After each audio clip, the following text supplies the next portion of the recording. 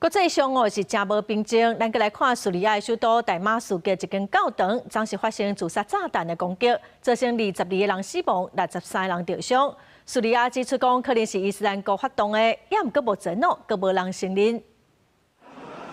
大马士革郊区这栋希腊东正教的教堂，对后壁入来的所在，一旦看到一排搁一排的椅仔并甲规个密密麻麻，范围内可当看到真侪血迹。救援人员摕尸体袋仔缀入去遗体时，已经脆糊糊。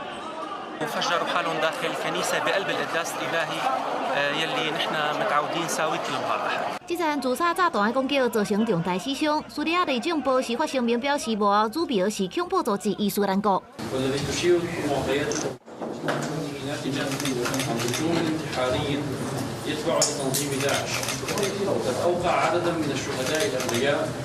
当局表示，宗教场所的安全是一条红线，百姓伫遮举办宗教活动，拢应该受到保障，自由进行。这是自2024年12月叙利亚政权转换了后，头一桩发生针对叙利亚首都的重大恐怖攻击。 宗教少数群体安全受到严重的威胁，也引发政府各层官员强烈谴责，并且承诺加强宗教场所的保安措施，甲维护国内宗教的和谐。目前包含希腊、法国、美国、约旦甲联合国拢对这个暴行来讲重话谴责。叙利亚临时总统哈拉表示，这场自杀式的攻击让人真生气，并且重新强调，这种的承诺也就是保护宗教的少数群体。公司新闻黄文玲编译。